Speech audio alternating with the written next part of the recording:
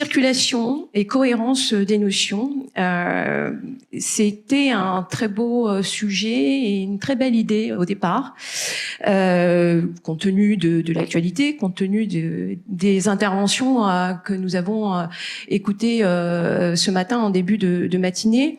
C'est une excellente idée quand on regarde un peu l'actualité, par exemple la signature en 2024 par l'ARCOM, la DGCCRF et la CNIL d'une convention qui précise les modalités de coopération. C'est une bonne idée quand on réfléchit justement au nombre de normes qui ont été adoptées. On parle de train de mesure. On pourrait parler d'un TGV de mesure, et ce TGV de mesure, tout d'un coup, va être peut-être arrêté par ce mouvement de simplification. Alors du coup, ce qu'on va dire peut-être sera remis en question, mais c'est pas grave. On sait s'adapter, à l'université. Aujourd'hui, ce train de mesures qui attire mon attention est de différents types. Vous l'avez évoqué.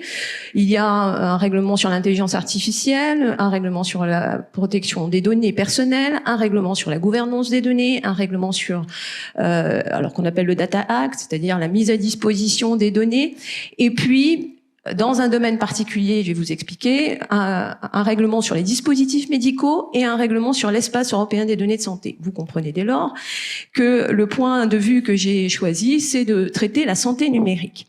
Alors là aussi, ça semblait être une super bonne idée au départ, sans doute compte tenu de mon appétence pour les questions de santé, mais la santé numérique est un sujet en soi, puisque l'objet même présuppose qu'il y a une articulation nécessaire des normes et voire peut-être une interrégulation dans cet espace particulier. C'est d'autant plus d'actualité que on voit à quel point, surtout en France, je ne connais pas les systèmes étrangers, à quel point l'État français s'est saisi de la question de la santé numérique en faisant de cette question-là une véritable presque politique de santé publique, là aussi parce que les contraintes budgétaires sont telles que la transformation du système de santé par le numérique est une option qui semble être choisie. Il y a d'ailleurs un rapport qui a été publié sur la stratégie de l'IA et de la santé qui invite justement les partenaires à participer et à poser des questions au ministère de la Santé. Donc tous ces sujets montrent qu'il s'agit d'une actualité importante, brûlante et qui doit effectivement être traitée ici aujourd'hui.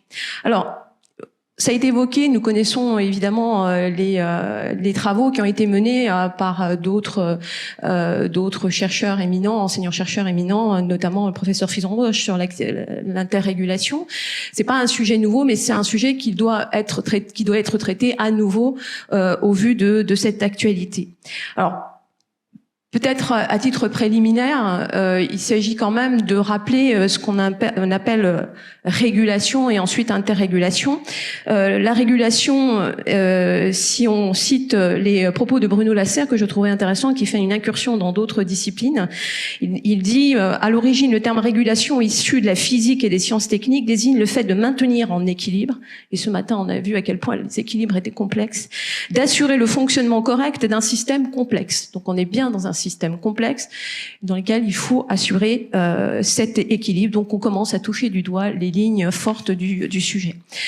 Jean-Marc Sauvé, par ailleurs, a indiqué que la naissance et l'expansion du concept de régulation sont étroitement liées, et vous le savez, à la transformation du rôle et des missions de l'État. Et évidemment, en matière de santé, l'État est prépondérant, c'est une des compétences essentielles de l'État, mais il y a évidemment aussi une transformation du rôle de l'État sur la question de la santé, et en particulier sur la question de la santé numérique, parce que le rôle de l'État s'est transformé grâce à son intégration au sein de l'Union européenne et à l'approche qu'a l'Union européenne de cette question. Rappelons quand même et on l'a un peu dit aussi, que les questions relatives à la santé ont été abordées, que ce soit en matière de médicaments, dispositifs médicaux, ou même en matière de professionnels de santé, sous l'angle du marché intérieur. Il s'agissait, dans tous ces cas, d'assurer la libre circulation des marchandises dans les 2 premiers cas, des professionnels de santé dans le 3e cas que j'ai évoqué. Et donc, dans cette perspective-là, dans cette dynamique-là, l'ensemble des mesures et l'ensemble des normes qui ont été adoptées ont été adoptées soit principalement, soit de manière complémentaire sur le fondement de l'article 114. Et je suis absolument d'accord avec vous sur le fait que l'article 114 est un article très pratique, très utile pour aller chercher des domaines qui n'étaient pas des domaines spécifiquement des domaines qui relevaient de l'Union européenne, même si c'est une compétence partagée. Bien, à titre principal, ce sont les institutions qui vont intervenir. Et le numérique, c'est la même chose. Pas de compétences spécifiques en matière de numérique, mais grâce au marché intérieur, eh bien, on intervient. Donc 2 domaines dans lesquels il y a une incursion de l'Union européenne très forte, avec tout un train de mesures qui ont été adoptées. Alors ces normes qui ont été adoptées nécessitent, vous l'avez dit, une certaine articulation qui est complexe. Et là, dans le domaine de la santé publique, santé numérique, ça peut être de la santé publique. La santé numérique, c'est encore plus complexe parce qu'on fait côtoyer des normes transversales et sectorielles en matière de numérique, plus des normes en matière de santé spécifique. Donc, vous voyez à quel point l'articulation est difficile. Et lorsqu'on cherche à trouver des points d'articulation et voir comment il y a interrégulation, eh bien, il faut comprendre s'il y a une forme de complétude, vous l'avez aussi signalé, dans les différentes normes et les outils qui sont mobilisés, mais en même temps, il faut s'interroger sur une forme de séparation ou de segmentation entre les différentes autorités, parce que chaque autorité a des compétences, et chacune doit savoir intervenir dans son domaine de spécialité. Et les faire intervenir dans des domaines qui ne sont pas leur spécialité, j'y reviendrai, c'est peut-être dangereux. Peut-être ça unifie, peut-être, mais en tous les cas, ça peut être dangereux. Cette question de la santé numérique fait intervenir différentes finalités, ce qui rend encore les choses complexes. Là aussi, vous l'avez dit, on essaye de faire concilier alors des choses qui sont peut-être pas inconciliables, mais pour lesquelles il faut trouver un terrain, je dirais un terrain d'entente.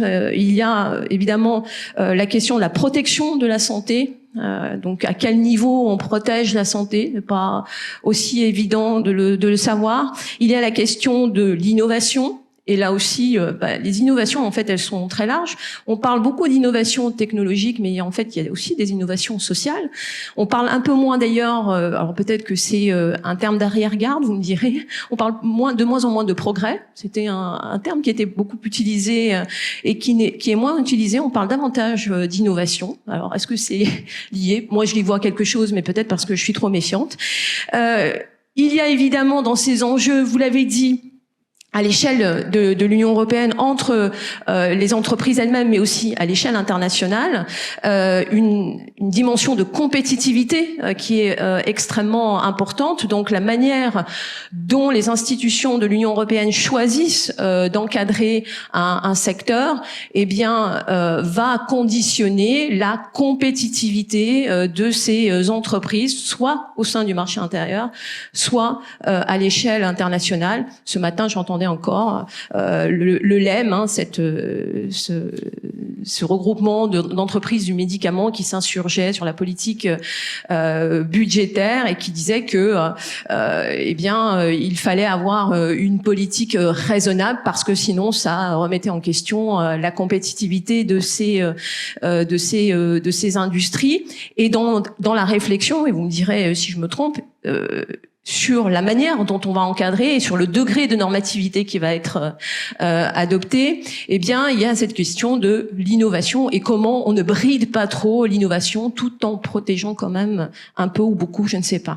Donc, il y a des dispositions plus ou moins précise dans les actes. Il y a une volonté de laisser la place aux acteurs économiques avec cette dimension de normalisation. Vous en parliez, les acteurs privés dans la normalisation, c'est extrêmement important. Il y a des codes de conduite, on l'a dit, il y a des lignes directrices, il y a même c'était mon sujet du moment, des dispositifs comme les bacs à sable réglementaires qui viennent un peu titiller cette question de la normativité sur une nouvelle manière de réglementer, sur la manière dont on associe dans un même temps et un même espace des autorités de régulation et des acteurs économiques qui voudraient produire quelque chose d'innovant. Donc on verra ce que ça donne dans l'avenir, on verra comment ces bacs à sable réglementaires prennent leur place ou pas. C'est pas une nouveauté, hein, ça existe dans d'autres domaines. Alors quand on parle d'articulation, je vais aller plus vite. Il y a deux éléments qui ont retenu mon attention, qui sont pas extrêmement novateurs, mais qui ont quand même retenu mon attention. La premier élément d'articulation, et qui facilite une circulation des notions sans nécessairement faciliter la régulation, on en discutera parce que j'ai pas des idées arrêtées là-dessus, c'est cette circulation des notions qui est liée à l'approche produit. Vous l'avez dit un peu tout à l'heure. Que ce soit dans le cadre du règlement sur l'intelligence artificielle, ou que ce soit en matière de santé pour les dispositifs médicaux. Alors c'est particulier, mais c'est important. Dans les deux cas, il y a une façon de réglementer qui est liée au produit qui est visé. Et quel est l'impact de cette approche produit quand on parle de régulation? Eh bien, dans les deux textes, l'architecture est un peu la même, la façon de réglementer, c'est un peu la même chose. Il y a une approche des risques, que ce soit en matière de règlement sur l'intelligence artificielle ou dans les dispositifs médicaux. Dans les deux cas, on a une pyramide. Alors, j'ai pas de PowerPoint. Mais il faut imaginer une pyramide petite pyramide, avec une classification. Alors, dans le RIA, bon, la classification, vous savez comment c'est. Tout en haut, la petite pointe, c'est interdit, c'est très très mal. Juste en bas, c'est les hauts risques, et puis tout le reste, c'est quand même plus souple. De la même manière, en matière de dispositifs médicaux, on a la même approche. On a une approche par les risques. Alors évidemment, la manière d'encadrer n'est pas tout à fait la même, mais vous avez différentes classes de dispositifs médicaux, et dans la classe 1 de dispositifs médicaux, on passe par une simple certification. Donc ce que je veux dire par là, c'est que cette approche par les risques qu'on retrouve dans les deux règlements montre cette volonté du législateur européen en l'occurrence de trouver la bonne mesure entre ce qui relève de la protection des individus, protection de la santé, et puis ce qui relève de l'innovation, c'est la marge d'action qu'on laissera aux acteurs grâce à cette classification. Je donne d'autres exemples, et je les développerai moins, d'autres exemples qui montrent que on a la même architecture et la même approche, et donc les notions se ressemblent sans être équivalentes évidemment. On a un système de gestion des risques que l'on retrouve de la même manière dans le cadre des DM, et dans le cadre du règlement IA. On a l'existence d'une documentation technique. Tout ça, l'idée, c'est d'accompagner les acteurs et de les aider dans ces outils de compliance. En fait, ça a été dit tout à l'heure. On a une chaîne d'obligations pour les fabricants d'un côté, pour les fournisseurs de systèmes d'IA de l'autre. Donc, il y a une chaîne d'obligations pour les importateurs, les exportateurs, ceux qui mettent sur le marché. Donc, la même approche. Toujours au titre des éléments communs, évidemment, on a un système de base de données. Il y a une base de données de dispositifs médicaux qui existe et qui répertorie tous les fabricants de DM, justement pour assurer cette transparence et cette traçabilité. Et c'est la même chose en matière d'intelligence artificielle. Il y a une base de données commune européenne qui existe. Alors, les données ne sont pas accessibles par tout le monde, puisque cette base de données est là pour classer uniquement les systèmes à haut risque, et les données qui pourront être consultées le sont par les autorités qui vont opérer ce contrôle. Mais il y a une volonté quand même de mettre à à disposition un certain nombre de données pour assurer cette transparence. Autre élément dans de points communs qu'on peut retrouver, c'est cette idée de certification. Nous sommes dans un système de certification par des organismes qui sont notifiés, que ce soit en matière de dispositifs médicaux ou en matière d'IA à haut risque. Et à l'issue de cette certification, eh bien, il y aura un marquage CE qui sera délivré. Qu'est-ce qu'il y a derrière ? Ce qu'on disait tout à l'heure sur le marché intérieur, à partir du moment où il y a un contrôle et un accompagnement de ces organismes notifiés, eh bien, un marquage va vous permettre de, vous, en tant qu'acteur économique, de circuler librement et d'attester que vous vous conformez aux obligations des règlements qui sont cités. Donc, une approche commune avec un dernier élément, une gouvernance multiniveau, c'est-à-dire à la fois des organismes, des autorités à l'échelle européenne, et puis des autorités à l'échelle nationale, et puis des autorités à l'échelle européenne. Je voudrais juste préciser justement sur la question des autorités, parce que vous l'avez cité tout à l'heure. Le règlement sur les dispositifs médicaux, je trouve qu'il est assez inspirant pour le règlement IA, parce que avant le règlement dispositifs médicaux, en 2017, il y avait une directive. Le problème de la directive, c'est qu'elle n'allait pas assez loin dans l'encadrement et notamment dans les obligations qui incombaient aux organismes de notification. Et on s'est retrouvé avec le scandale des PIP, je ne sais pas si vous connaissez ce scandale, qui a mis en lumière que certaines autorités de notification ne faisaient pas bien leur travail. Et donc, il fallait justement trouver une base commune de contrôle à l'échelle européenne.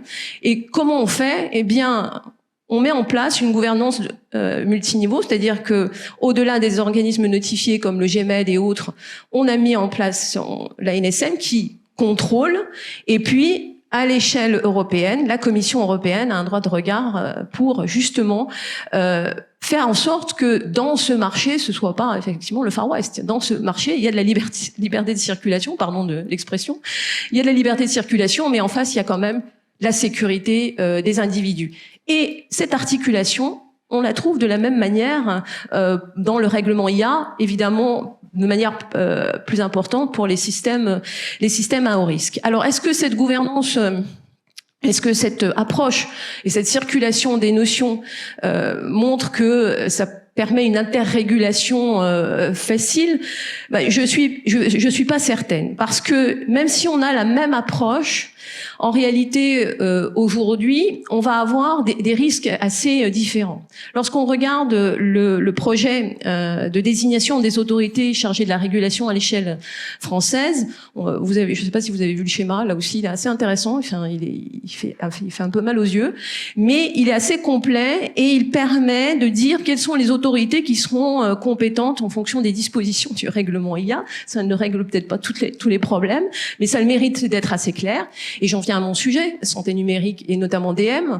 Dans le cadre de ce tableau, on retrouve l'ANSM, donc qui sera l'autorité qui va superviser les autorités de notification qui vont donner la certification, et on retrouve la répression des fraudes. Et dans le cadre de l'ANSM, on peut se poser la question, même si cette articulation a été posée par le règlement IA, en disant quand il s'agit de dispositifs médicaux qui intègrent des systèmes d'IA, eh bien, ce sera l'autorité qui est compétente en matière de DM, donc les autorités notifiantes et l'autorité qui est l'ANSM. Je me pose la question de comment va faire l'ANSM pour évaluer les risques qui sont liés au système d'intelligence artificielle, sauf s'il y a quelque chose qui m'a complètement échappé, et c'est totalement possible vu l'actualité foisonnante. Mais la gestion des risques propres à l'intelligence artificielle n'est pas tout à fait la même que la gestion des risques propres aux dispositifs médicaux. Alors ça a été pensé, il y a la HAS qui a réfléchi à ces sujets, bien sûr, mais il me semble que pour l'instant, il y a un vrai sujet sur est-ce qu'on ferait pas mieux d'avoir deux autorités et les faire discuter plutôt qu'avoir une seule autorité, ce qui est quand même peut-être assez rassurant, sans s'assurer que cette autorité ait tout à fait les moyens et les compétences techniques pour évaluer. L'autre sujet d'articulation, et là je vais vraiment très vite parce que je voudrais laisser mes collègues discuter, c'est l'articulation des normes et voire la circulation des notions lorsqu'on s'intéresse aux données. La question des données, on l'a dit souvent, est une question éminemment importante. Je ne vois pas comment on peut développer le numérique si on s'intéresse pas à la question des données. Alors en matière de santé, c'est encore, je dirais, plus important et plus sensible. Il y a deux lignes de force. La nécessité d'abord de protéger les données personnelles, et les données de santé sont par essence des données personnelles, ça on va pas le nier, et en même temps, l'autre ligne de force, c'est la nécessité d'avoir du big data pour faire de la recherche en matière de santé et développer cette santé qui est un enjeu à l'échelle européenne et un enjeu à l'échelle internationale. Et ces deux lignes de force, je dirais, qui sont pas nécessairement incompatibles, mais qui doivent être réfléchies, apparaissent dans le règlement IA et dans les règlements relatifs aux données et à l'espace européen des données de santé. Donc il faut à la fois, j'en finirai par là, il faut à la fois des données de qualité pour nourrir des systèmes d'intelligence artificielle. Il faut des données qui ne soient pas biaisées. Il faut des données qui ne viennent pas remettre en question la protection des données personnelles. Alors comment on fait? Alors on articule, on essaye d'articuler. J'ai chaud, mais parce que j'essaye d'articuler. L'articulation, elle vient de deux initiatives au-delà de ce qui peut être pensé par le législateur. L'articulation, elle vient des autorités de régulation elles-mêmes. Vous l'avez dit. La CNIL, c'est une interface importante pour accompagner les acteurs. Elle protège les données personnelles, mais elle accompagne les acteurs. Elle a mis en place, par exemple, je suis allée voir sur le site internet, une plateforme qui s'appelle Genius, qui a pour objectif, je cite la CNIL, qui oriente, informe et met en relation les acteurs de l'écosystème de santé numérique. Et l'objectif, c'est de proposer carrément des outils pour naviguer, dit-elle, dans la réglementation et développer des innovations en toute conformité. Donc il y a régulièrement des lignes directrices, des rapports, c'est vraiment foisonnant, qui permettent justement d'accompagner ces acteurs qui disent mais moi je veux développer mon système d'IA en matière de santé. Et très bien, mais il me faut des données. Comment je fais et comment je m'assure que dans toute la chaîne de développement du système d'IA, il n'y ait pas un moment où la donnée personnelle et comment j'assure qu'elle soit véritablement protégée de A à Z, et ça c'est pas facile. Alors pour l'articulation, on a trouvé d'autres outils, des outils technologiques. Je vais le dire en anglais, Privacy Enhancing Technologies, vous connaissez. J'ai lu ça dans le rapport de l'OCDE en 2023. Ce sont des technologies, alors qui sont apparemment critiquées, qui ont pour objectif de compléter les réglementations par des outils technologiques et justement d'aider les acteurs économiques à déployer des systèmes d'IA tout en protégeant les données personnelles. Je ne sais pas comment ça se passe exactement et c'est bien l'objet de recherche que je peux faire par ailleurs avec des informaticiens au laboratoire Hubert Curien. Dernier élément, sur les données, il y a un espace européen des données de santé, un sujet d'actualité aussi.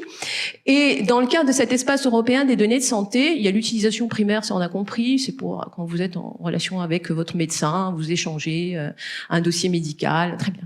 Mais ce qui est intéressant, et c'est pour ça que la part du règlement consacré à ces données est bien plus importante, c'est l'espace européen des données de santé pour une utilisation secondaire des données de santé, c'est-à-dire ces données qui vont nourrir la recherche, qu'elle soit publique ou privée.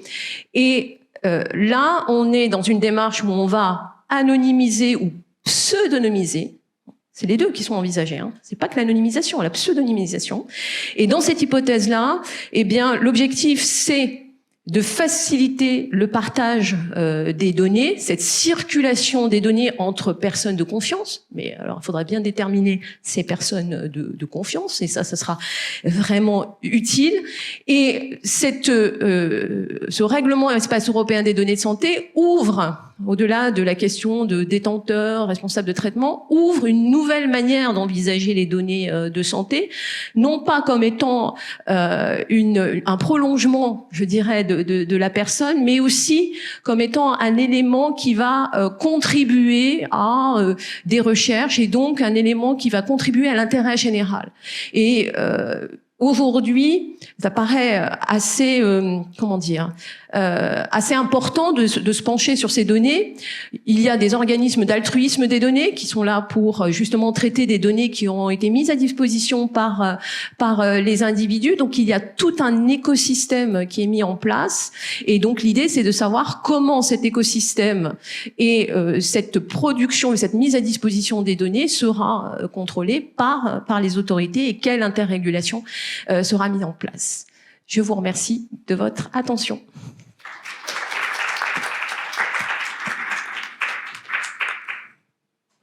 Je sais pas s'il y a des questions. Oui. Non, vous voulez. Parce qu'après, il y a la pause. Hein. Petite minute de pause. Exactement. Pas longtemps. Mais ça n'empêche pas les questions. Hein. Oui, madame.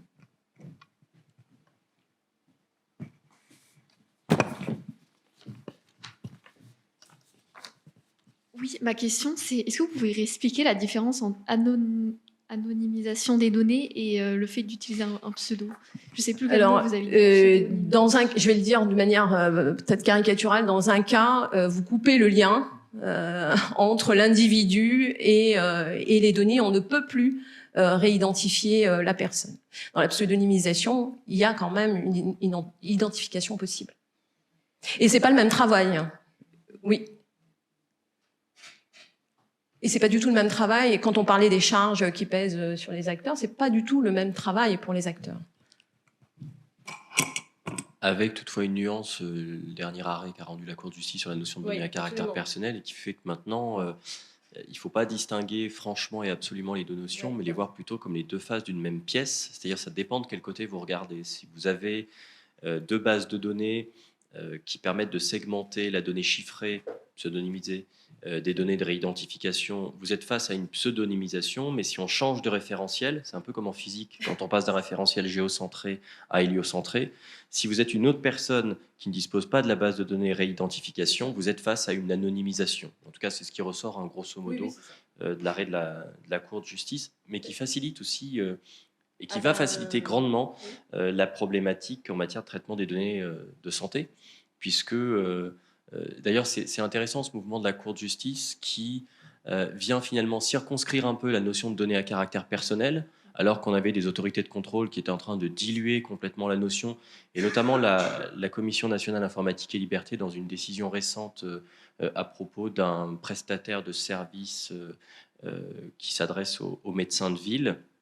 Et d'autre part, on a la Cour de justice qui, au contraire, a étendu considérablement la notion de données de santé dans l'arrêt Linden apothéqué, où on nous dit en fait, dès lors que vous achetez du Doliprane, même pour quelqu'un d'autre sur un service de vente en ligne, vous traitez de la donnée à caractère personnel qui concerne la santé. Bon, ça fait cher la boîte de ça fait cher la vente de la boîte de Doliprane. Là, pour le coup, la charge administrative que vous évoquiez, Monsieur Sidbon, à raison de l'obligation de se soumettre à l'article 9, va être relativement élevée.